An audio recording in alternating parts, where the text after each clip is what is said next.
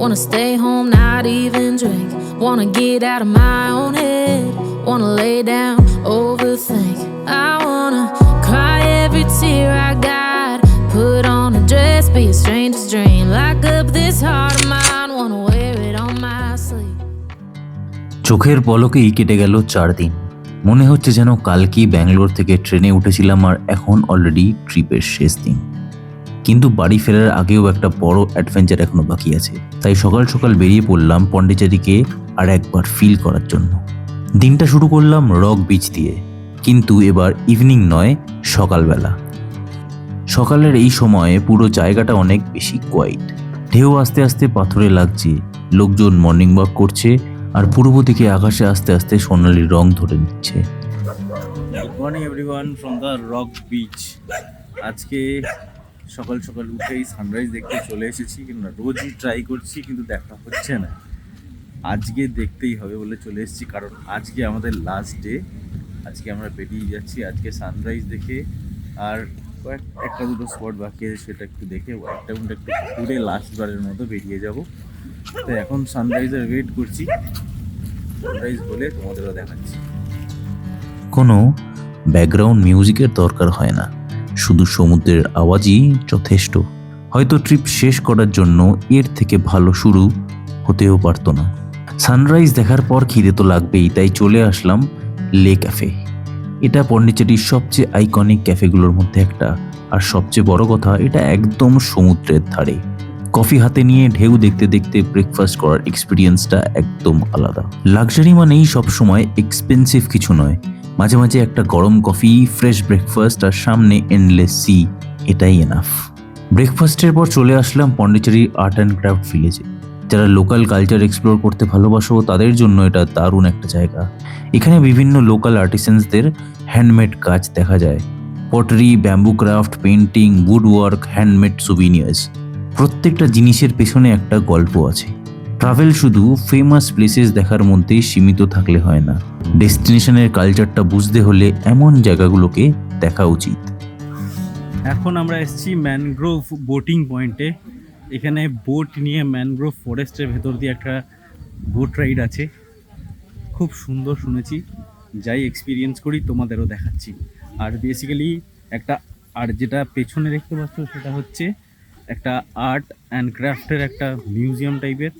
এখানে বিভিন্ন art and ক্রাফটের items বিক্রি হচ্ছে, প্লাস বিভিন্ন রকম মিউজিয়ামস মতো রয়েছে। তোমরা এসে আগে এটা ভিজিট করে তারপরে বোট রাইডটা করতে পারো। চলো বোট রাইডে যাই, কত দাম, কি বিষয়, কি বৃত্তান্ত সবই জানাচ্ছি।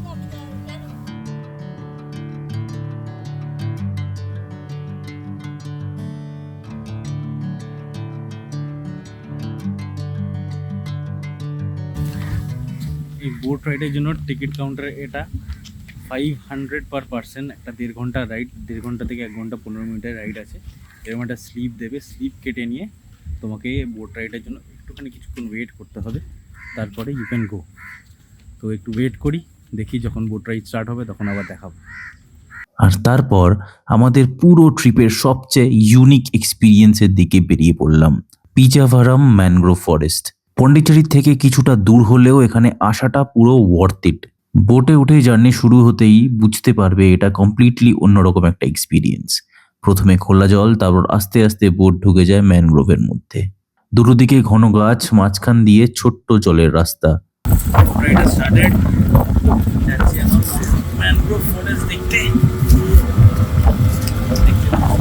আরে ম্যানগ্রোভ ফরেস্ট দারুণ লাগছে। দেখো পুরো জার্নিটা দেখাচ্ছে, 1 ঘন্টা 30 মিনিট একটা জার্নি হবে। আশা করছি খুব এনজয়মেন্ট। প্রায় 1 ঘন্টা 15 মিনিটের বোটিং এর মধ্যে আমরা মোট 4টে স্নিক স্টপ পেলাম। প্রত্যেকটা জায়গার একটা আলাদা বিউটি, কোথাও শুধু সবুজ, কোথাও শান্ত জল, কোথাও আর পুরো সিনেম্যাটিক অ্যাটমসফিয়ার। যদি পন্ডিচেরিতে আসো তাহলে এই বোট রাইডটা তোমাদের আইটিনারিতে নিশ্চয়ই রেখো। এটা শুধু একটা বোট রাইড নয়, একটা পুরো গোটা এক্সপিরিয়েন্স।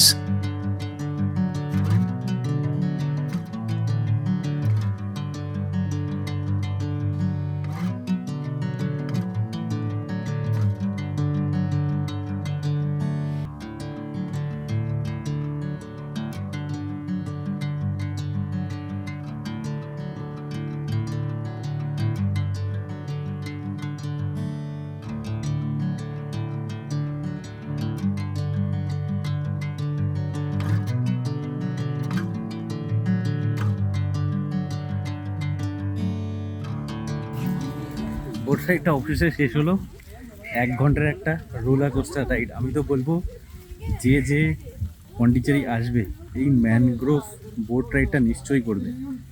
দারুণ মজাদার একটা রাইড হবে। You will remember this. Adventure শেষ করে আবার ফিরে আসলাম পন্ডিচেরি হোটেল থেকে লাগেজ নিয়ে সোজা স্টেশনের দিকে। প্ল্যাটফর্মে দাঁড়িয়ে ট্রেনের অপেক্ষা করতে করতে মনে হচ্ছিল এই 4 দিনের মধ্যেই পন্ডিচেরির সাথে একটা আলাদা কানেকশন হয়ে গেছে। এরকম কিছু সিটি আছে যেখানে শুধু সাইট সিইং করতে যাওয়া হয়, আর কিছু সিটি আছে যেখানে আবার ফিরে আসতে ইচ্ছা করে। আমাদের পন্ডিচেরি যাত্রা শেষ, তবে ট্রেন ধরে চলে যাচ্ছি ফেরত ব্যাঙ্গালোরে, যেখান থেকে এসেছিলাম। আজকের ব্লগটা এখানেই শেষ করে দিচ্ছি। এই ট্রেনটা ছেড়ে দেবে 10:30টার সময়, মানে 10:25-এর সময় ট্রেনটা ছেড়ে দেবে। তো ব্যাস ডিনার করে নিয়েছি, একটু নুডলস কিনে নিয়েছিলাম আর একটু ক্রসা, লাস্ট ক্যাফে এক্সপিরিয়েন্সের জন্য একটু ক্রসা নিয়ে নিলাম, ক্রসা আর চিজ কেক। এগুলো একটু খেয়ে আমরা ডিনার করবো। ডিনার করে অ্যাজ ইউজুয়াল যেহেতু রাতের ট্রেন, খেয়ে দিয়ে ঘুমিয়েই করবো। আর কালকে সকালে আমাদের ট্রেনটা নামিয়ে দেবে 8:15-র সময়। এটা উইকলি ট্রেন, স্যাটারডে করে। যারা আসছো তারা উইকেন্ডে আসছো বা স্যাটারডে ফিরবে বলে ভাবছো, তারা এই ট্রেন ট্রাভেল করতে পারো। চলো, see you in the next blog. Travel সিরিজটা আশা করি ভালো লাগছে। এভাবেই শেষ হলো আমাদের 4 দিনের পন্ডিচেরি জার্নি। এই ট্রিপে আমরা দেখলাম colonial streets, beautiful cafes, peaceful beaches, spiritual places, stunning sunrises, sunset, আর শেষ দিনের একটা আনফরগেটেবল ম্যানগ্রোভ অ্যাডভেঞ্চার। পন্ডিচেরি আমাকে একটা জিনিস শিখিয়েছে, সব ট্রিপ এক্সাইটমেন্ট দিয়ে মনে থাকে না, কিছু ট্রিপ মনে থাকে শান্তির জন্য। আর পন্ডিচেরি ঠিক সেরকমই একটা জায়গা। যদি তুমি এখনো এখানে আসার প্ল্যান না করে থাকো, তাহলে আমি বলবো একবার অবশ্যই আসো। হয়তো তুমিও নিজের মতো করে এই শহরটার প্রেমে পড়ে যাবে। এই সিরিজটা যদি আমাদের ভালো লেগে থাকে তাহলে লাইক করতে ভুলো না, চ্যানেলটা সাবস্ক্রাইব করে দিও, আর কমেন্ট করে নিশ্চয়ই জানাও পন্ডিচেরির কোন জায়গাটা তোমার সবচেয়ে বেশি ভালো লাগলো। আবার দেখা হবে নতুন কোনো ডেস্টিনেশন, নতুন জার্নি আর নতুন গল্প নিয়ে। ততক্ষণ পর্যন্ত ভালো থাকুন, ভালো ঘুরুন আর মেমোরিজ কালেক্ট করতে থাকুন।